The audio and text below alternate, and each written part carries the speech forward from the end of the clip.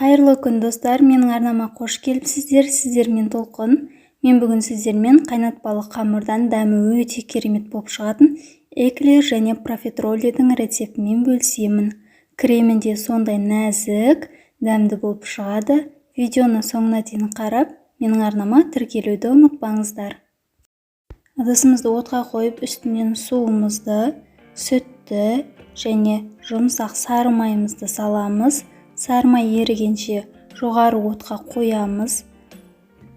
Майымыз еріп, енді ғана жыбырлап қайнап бастағанда 1 шай қасық тұзымызды және ұнымыздың барлығын салып, бірден араластырамыз. Тез-тез араластыру керек.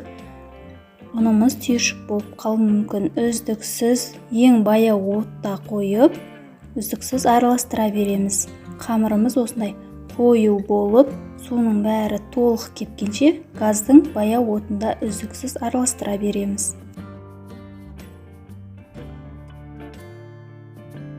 Қамырымыз тез суы үшін басқа ыдысқа салып, жақсылап араластырып, суығанша араластырамыз. Қатты суытпаймыз, қолымыз күймейтіндей жылы болса жеткілікті. Және үстінен жұмыртқамызды бір-бірден салып, миксермен араластырамыз. Қолмен араластыруға да болады, бірақ көп уақыт және күш кетеді. Сол үшін миксермен араластырған жылдам болады. Менде 5 жұмыртқа кетті. Жұмыртқаны бір-бірден салып көру керек. Жұмыртқаңыз үлкен болса, 5 жұмыртқа, кіші болса 6 жұмыртқа кетеді. Қамырымыз дайын болған кезде осындай лопаткадан ағып тұратындай сұйықтықта болу керек.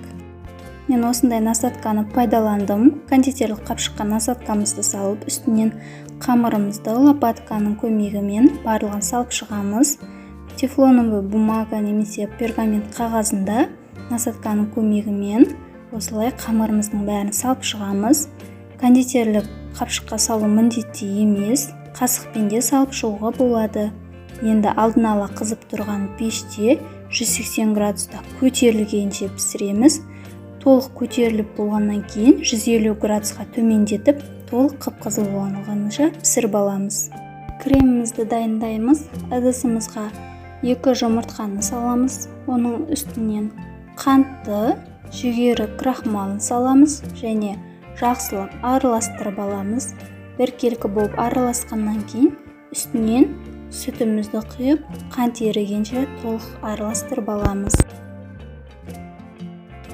Сүтімізді отқа қоямыз. Енді қайнайын деп келе жатқанда жұмыртқалы массамыздың барлығын түгелмен қойып, үздіксіз араластырамыз. 1-2 минуттың ішінде масса қоюлана бастайды. Не осындай қою болғанда астын ең баяу отқа қойып, үздіксіз қасынан кетпей араластырып тұрамыз. Кремімізде су үшін басқа кеңірек ыдысқа барлығын түгелмен құямыз.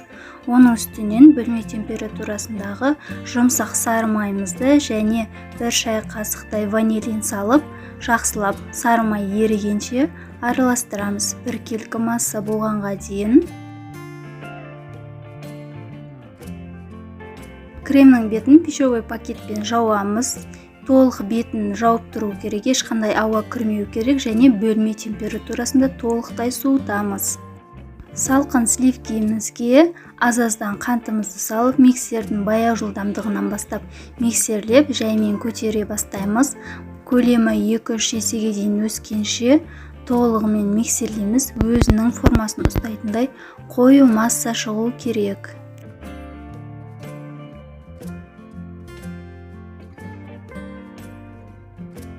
Неке бізде осындай крем болу керек, қою өзінің массасын ұстайды. Енді қайнатпалы кремімізбен осы кілегейден жасалған кремімізді араластырып миксерлейміз.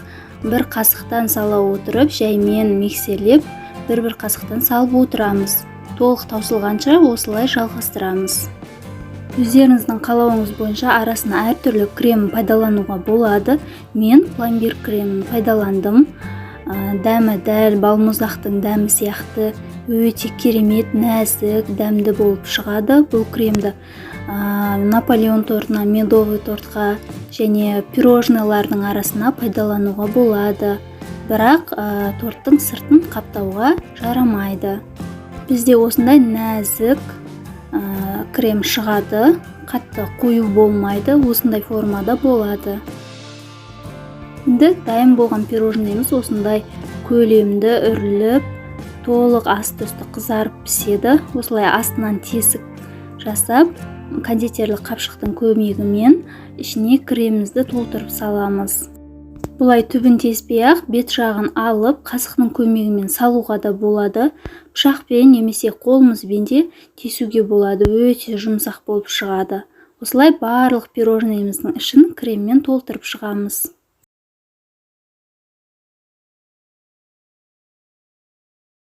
Мен эклерлердің бетіне шоколадты ганаш жақтым. Ол үшін шоколадымызды және сары майымызды микротолқынды пеште немесе су ваннасында ертіп аламыз. Осылай эклердің барлығын бір-бір батырып шығамыз. Немесе қалауыңызша кондитерлік қапшыққа салып, бетіне тек қана жағып шығуға да болады.